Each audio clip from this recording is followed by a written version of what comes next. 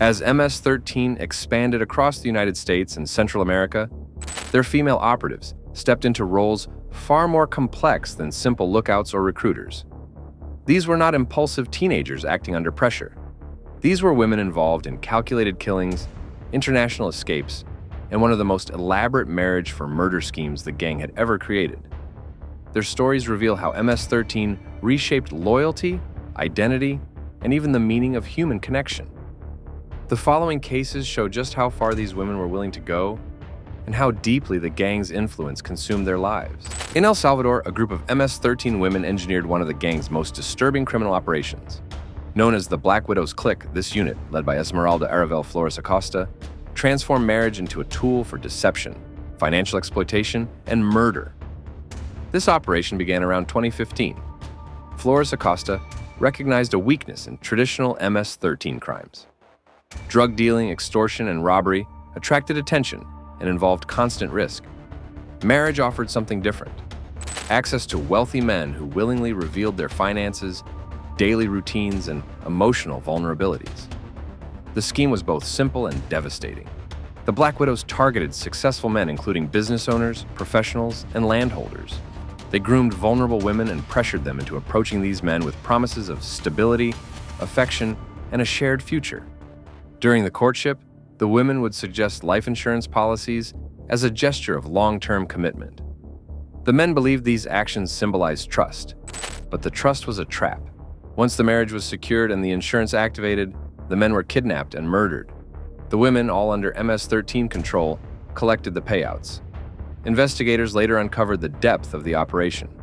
The Black Widows used false identities, psychological manipulation, and staged personal histories to make their roles believable. Some women even received training to behave more refined or convincing. What made the scheme especially cruel was how it exploited two groups of victims. The men died believing they were loved.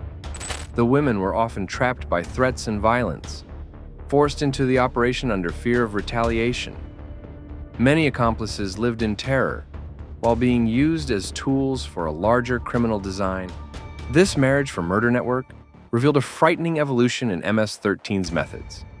Instead of relying only on violence, the gang weaponized human emotions, trust, affection, and hope. By turning marriage into a method of killing, they demonstrated a strategic sophistication that went far beyond typical street-level crime.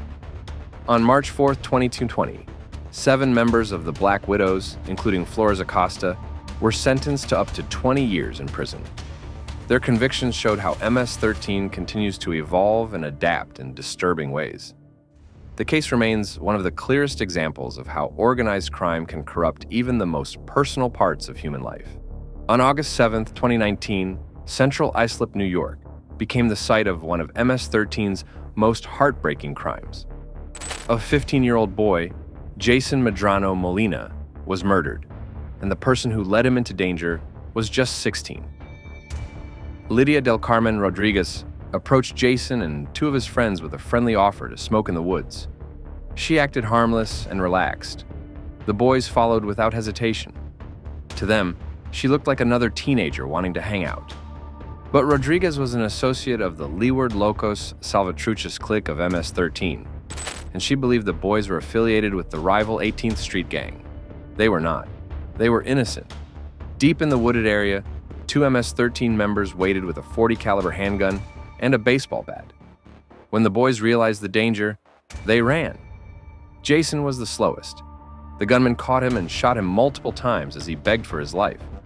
His friends escaped and later identified Rodriguez as the person who led them into the trap. The murder shook the community. Parents struggled to understand how one child could orchestrate the killing of another. Rodriguez had been born in El Salvador and raised in the United States, yet she felt connected to neither place. School did not offer her identity. MS-13 did, but belonging required violence. Initially charged as a juvenile, Rodriguez's case moved slowly. As more details emerged, prosecutors pushed for adult charges due to the calculated nature of the murder. On July 1, 2022, she pleaded guilty in federal court to aiding and abetting the use of a firearm resulting in death. She now faces decades in prison. Her case remains a devastating example of how easily young people can be manipulated and how quickly their innocence can be replaced by gang loyalty. On February 25, 2025, Alexandria, Virginia, marked the end of an 8-year international search. Silvia Bonilla de Andres, a 40-year-old Salvadoran national, had been living quietly in Northern Virginia, shopping at local stores and moving unnoticed among ordinary families. Her capture began at 6 a.m. when a joint task force of ICE, FBI, DEA, and Virginia State Police surrounded her apartment. Bonilla de Andres was a documented MS-13 member, wanted in El Salvador for aggravated extortion and blackmail. An Interpol Red Notice from 2017 confirmed her as an international fugitive. Her background followed a pattern seen in many MS-13 leaders. She grew up in poverty and violence during the Salvadoran Civil War. When she joined MS-13 as a teenager, the gang gave her influence and authority she had never experienced. Over time, she became a central figure in extortion operations, coordinating threats, payments, and enforcement across communities. Business owners who refused to pay protection money risked assaults, the destruction of their property, or murder. Bonilla de Andres became an essential part of this fear-based economy. She illegally entered the United States in 2016, but vanished during her immigration process. For nearly a decade, she blended into immigrant communities and stayed hidden from law enforcement. Her ability to disappear demonstrated how MS-13 supports its members across borders. When agents finally arrested her, she did not resist. She simply accepted that her time evading justice was over. She now awaits deportation to El Salvador, where she will face charges that may keep her in prison for the rest of her life. Her case demonstrated the international reach of MS-13 and the limits of escaping a violent past. These cases reveal the complex and dangerous roles women have taken within MS-13.